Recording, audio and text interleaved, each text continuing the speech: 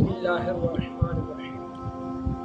نبی کریم صلی اللہ علیہ وسلم کی حدیث میں واقع ہے، امام طبرانی نے اسے اپنی کتاب میں نقل فرمایا حضرت صہیب رضی اللہ تعالیٰ عنہ سے۔ نبی علیہ السلام فرماتے ہیں جو شخص نکاح کرے اور اس کی نیت یہ ہو کہ وہ عورت کو مہر میں سے کچھ نہیں دے گا، تو جس روز مرے گا زانی مرے گا۔ جو شخص کسی سے کچھ چیز خریدے اور یہ نیت ہو کہ قیمت میں سے اسے کچھ نہیں دے گا تو وہ خائن مرے گا۔ اور فرمایا نبی علیہ السلام نے خائن جو ہے وہ جہنم میں ہے، خائن نار میں ہے۔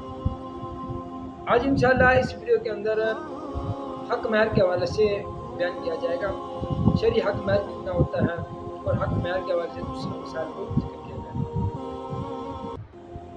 علماء کرام نے حدیث مبارکہ اور قرآن و سنت کی روشنی سے فقہ حنفیہ کے مطابق جو کم سے کم حق مہر ہے وہ 10 درہم ہے، ہے اور فرماتے ہیں یعنی 10 درہم سے مراد 2 تولے 7.5 ماشے چاندی، یا یہ ہو جائے یا اتنی چاندی کی جتنی قیمت ہوگی دور حاضر کے مطابق اس قیمت کو کم سے کم شرعی حق مہر قرار دیا جائے۔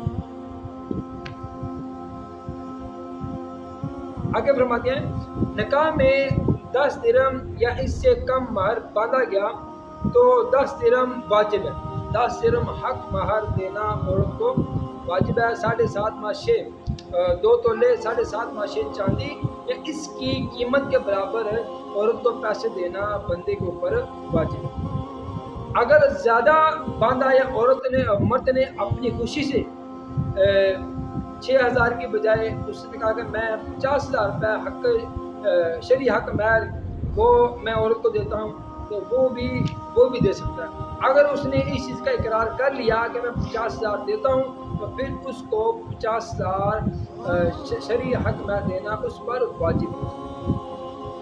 آگے فرماتے ہیں مسئلہ وطی یا خلوت صحیحہ۔ خلوت وطی کہتے ہیں جماع کو، اور خلوت صحیحہ کی انشاءاللہ آئندہ ایام کے اندر ویڈیو انشاءاللہ لازمی بنائی جائے گی۔ خلوت صحیحہ سے مراد یہ ہے، چھوٹی سی ڈیفینیشن میں عرض کرتا ہوں، خلوت صحیحہ سے مراد یہ ہے کہ مرد اور عورت کا نکاح کے بعد مرد اور عورت کے ایک کمرے کے اندر دونوں کا ایک کمرے میں ہونا اور کوئی چیز بھی ان کو جمع کرنے سے روکنے والی نہ ہو۔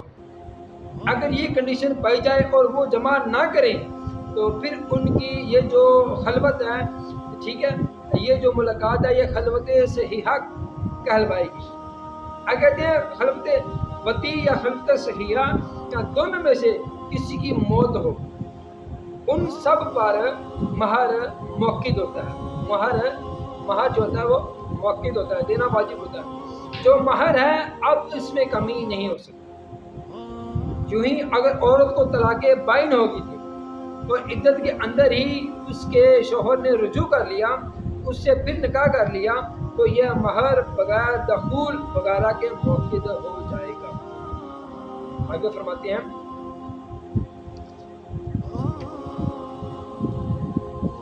شغار، اس کی بھی انشاءاللہ نیکسٹ ایام میں ویڈیو آئے گی۔ شغار ایک علیحدہ ٹاپک ہے۔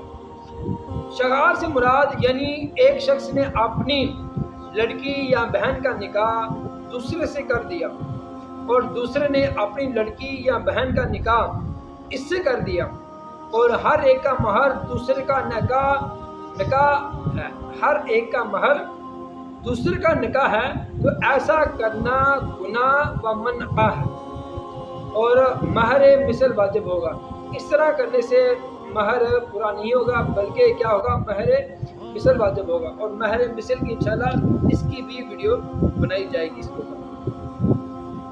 آگے فرماتے ہیں نکاح میں مہر کا ذکر ہی نہ ہوا،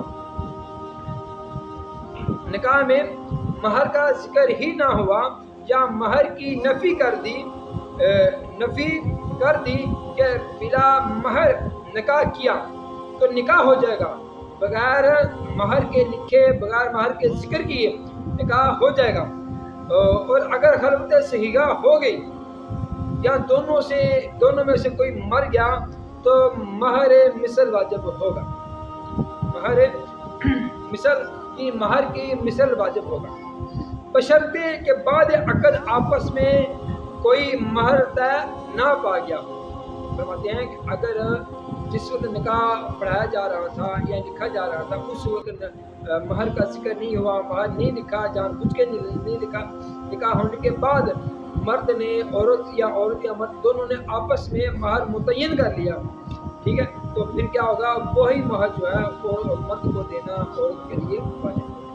آگے فرماتے ہیں اگر طے ہو چکا ہو تو وہی طے شدہ مہر مرد کے لیے دینا واجب ہے۔ جو ہی اگر قاضی نے مقرر کر دیا یا جو مقرر کر دیا وہ ہے، قاضی نے مقرر کر دیا تو جو اس نے مقرر کیا وہی دینا واجب ہے۔ ان دونوں صورتوں میں مہر جس چیز سے مقید یا مؤکد ہوتا ہے مؤکد ہو جائے گا۔ آگے فرماتے ہیں جس عورت کا مہر معین ہے تو خلوت سے پہلے اسے طلاق دے دی گئی،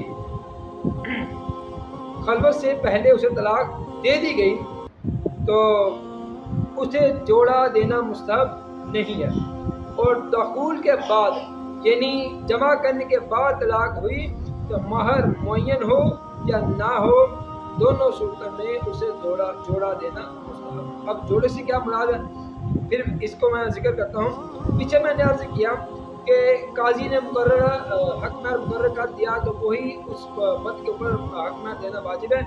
اگر موقد نہ ہوا بلکہ خلوت صحیحہ سے پہلے طلاق ہو، مہر نہیں لکھا تھا، مہر لکھنا ہی بھول گیا یا لکھا ہی نہیں، ذکر ہی نہیں کیا، تو خلوت صحیحہ سے پہلے طلاق ہوگی، تو ان دونوں صورتوں میں بھی اس عورت کو، اس مرد کے لیے اس عورت کو ایک جوڑا دینا مستحب ہے اور ایک جوڑا دینا واجب ہے۔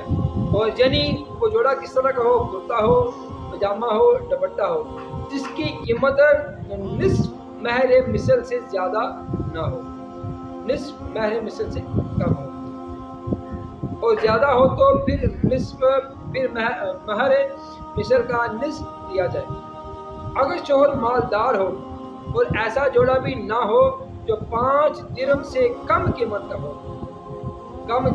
ہو، اگر شوہر اگر مالدار ہے پھر 5 درہم یعنی ہاتھ جو آدھا حق مہر ہے اس کے برابر اسے سوٹ دیا جائے، کپڑا دیا جائے۔